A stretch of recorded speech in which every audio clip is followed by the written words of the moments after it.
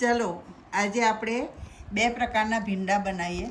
એક તો મસાલા ભીંડા એટલે આખા ભીંડા, એને આપણે કાપો કરી દીધો છે. અને એક ભીંડાને આ ફ્રાય ભીંડા બનાવવાના, મસાલા ભીંડા. એની માટે એક ભીંડાને બે ભાગ કરીને એને એવી રીતે કાપ્યા છે. અને આખા ભીંડા છે. હવે એનો આ બધો મસાલો છે. ચલો હવે મસાલો જોઈ લઈએ આપણે ભીંડાના. તો આની અંદર સિંગદાણા છે, તલ છે, વલિયારી છે, સેવ, ફણસારવાળી સેવ છે, આપણે ખાઈએ છીએ એ, જીરું છે, અજમો છે, હિંગ છે. અને હવે રેગ્યુલર જે મસાલા આપણે શાકભાજીમાં નાખીએ છીએ ને એ મસાલા છે. તો ધાણા જીરું પાવડર છે, કિચન કિંગ મસાલો છે, થોડું સ્વાદ અનુસાર મીઠું છે, મરચું છે તીખું, અને હળદર. આ બધું હવે મિક્સ કરી અને ભરેલા ભીંડામાં ભરીએ આપણે. જો હવે આ બધો મસાલો મિક્સ મેં કરી દીધો છે. એની અંદર આપણે થોડું તેલ નાખીએ. આ સિંગ તેલ છે. તેલના લીધે અંદર મસાલા ભીંડાની અંદર બાઇડિંગ થઈ જાય, રહે અંદર ભરેલું.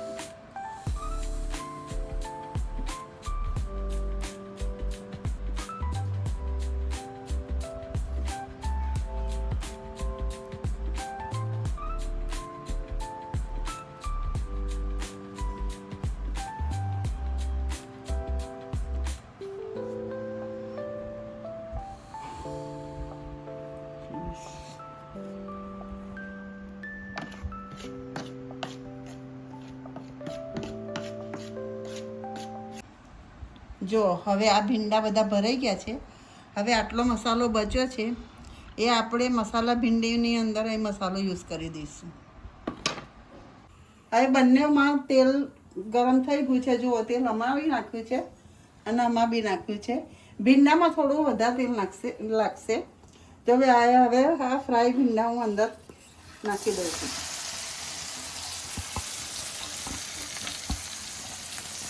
અને હળવા હાથથી થોડા ધીમેથી એને ફેરવવાના, વધારે આમ એને ફેરવવાનું, થોડી વાર થવા દેવાનું. હવે આ ભીંડા છે, હવે આ બાજુ હવે આ તેલ થયું છે. આ મસાલા ભીંડી બનાવવાની છે, એની માટે પહેલાં એને ફ્રાય કરવા પડશે તેલમાં, પછી મસાલો કરીશું આપણે. એને ફ્રાય કરવા પડશે તેલમાં, કેમ કે એની ચીકાશ જતી રહે ને ત્યાં સુધી એને ફ્રાય કરવા પડશે. ત્યાર પછી આપણે એક ભીંડા કાઢી લઈ અને પછી એને મસાલો આપણે કરીશું, મસાલા ભીંડાને.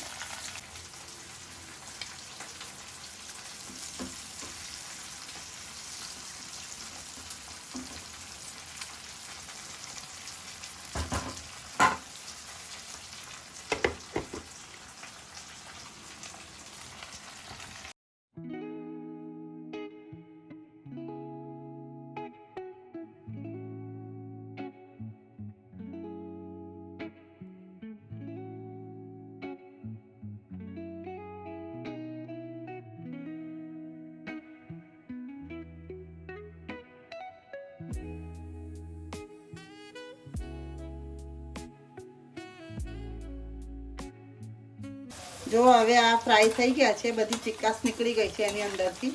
એટલે હવે આપણે આ ભીંડા કાઢી લઈશું એને તેલમાંથી.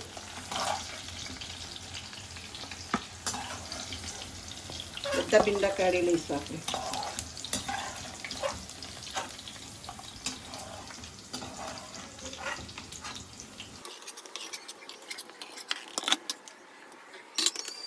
હવે આ વઘારીએ. આ મરચાં અને લસણ છે. પહેલાં ડુંગળી નાખીશું. એની અંદર અજમો ને બધું તો પેલા મસાલાની અંદર આવી જ ગયું છે, એટલે આપણે ડાયરેક્ટ આ ડુંગળી નાખીશું. ડુંગળી ચડી જાય, ડુંગળી સહેજ ચડી જાય એટલે આપણે લસણ અને મરચાં નાખીશું.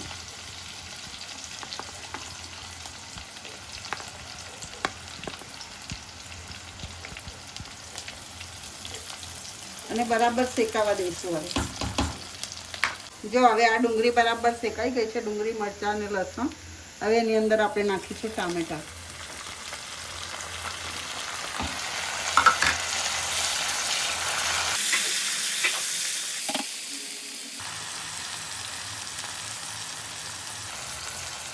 હવે એક સાઈડ આ 5-5 મિનિટ એક સાઈડ આ જે આપણે ભીંડા, ભરેલા ભીંડા બનાવ્યા છે ને એના ફેરવતું રહેવાનું છે. બહુ જલ્દી નહીં ફેરવવાનું, એને ધીમે રહીને ફેરવવાના, જેથી કરીને એનો અંદર મસાલો ભર્યો છે ને એ નીકળી ના જાય. એવી રીતે એને ફેરવવાનો છે. આ બી ઓલરેડી થોડા થઈ ગયા છે. આમાં બહુ હલાવવાનું હોય નહીં આ ભીંડાની અંદર, ખાલી આ સેવાર બહાર પાડવાની 5-5 મિનિટ પછી.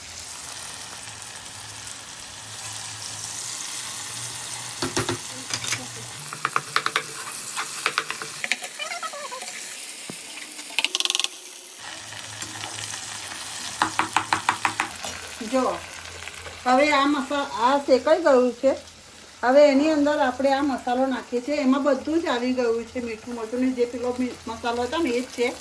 એટલે આપણે એ જ મસાલો એની અંદર નાખીશું. પણ આ થોડો વધારે બને છે ને એટલે હું બધો તો નહીં જ નાખું, થોડો ઓછો નાખીશ.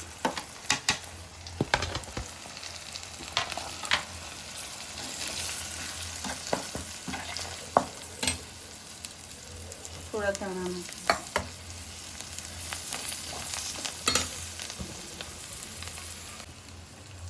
હવે જો આ મસાલાને એકદમ મિક્સ થવા માટે થોડું આપણે પાણી નાખીશું અંદર. પાણીના લીધે ગ્રેવી સરસ ઘાટી બને, એના લીધે થોડું પાણી નાખીને એને બાઇન્ડિંગ કરવાનું. જો થઈ ગયું ટામેટાનું બધું એક રસ થઈ ગયું ને.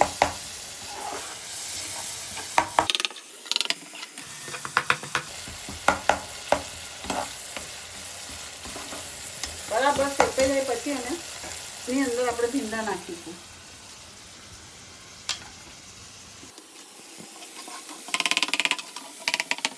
આ ગ્રેવી એની બની ગઈ છે મસાલા ભીંડીની.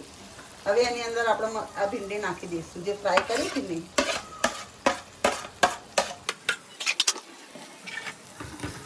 હવે એને 5 થી 7 મિનિટ ધીમા ગેસ પર થોડી ચડવા દેવાની. આમ તો ચડી ગઈ છે, ફ્રાય થઈ ગયેલી છે, પણ એને 5 થી 7 મિનિટ ચડવા દેવી પડશે. ધીમા ગેસ પર એને 5 થી 7 મિનિટ ચડવા દેવી પડશે.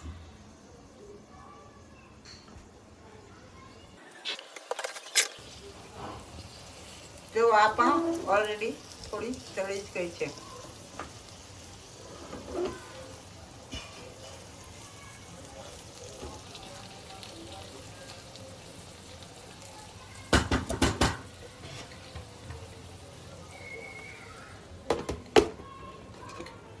તો હવે આ મસાલો જે વધ્યો હતો ને એ મેં આ ડબ્બીમાં ભરી દીધો છે. આ મસાલો ભરેલા રીંગણમાં બી ચાલશે, એટલે આ ભરી અને 8 દિવસ સુધી ચાલે તો આ ફ્રીજમાં મૂકું છું આ ડબ્બીમાં ભરીને.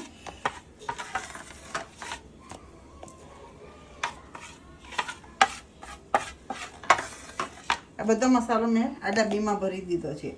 હવે આ ડબ્બી હું ફ્રીજમાં મૂકીશ. 8 દિવસ સુધી આ મસાલાને કશું થશે નહીં, એટલે ભરેલા રીંગણમાં આ જ મસાલો યુઝ કરવાનો. જો હવે આ ભીંડા તૈયાર થઈ ગયા છે. જો મસ્ત લચકા જેવા થયા છે. હવે આપણે એની પર થોડા દાણા નાખીશું અને આ બી થઈ ગયા છે. એની પર બી થોડા આપણે દાણા નાખીશું.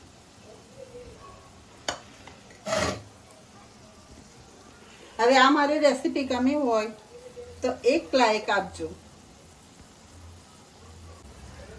હવે આ બંને ભીંડા બની ગયા છે. હવે હું આ ભીંડા સાથે મારી રેસીપી એન્ડ કરું છું. બાય.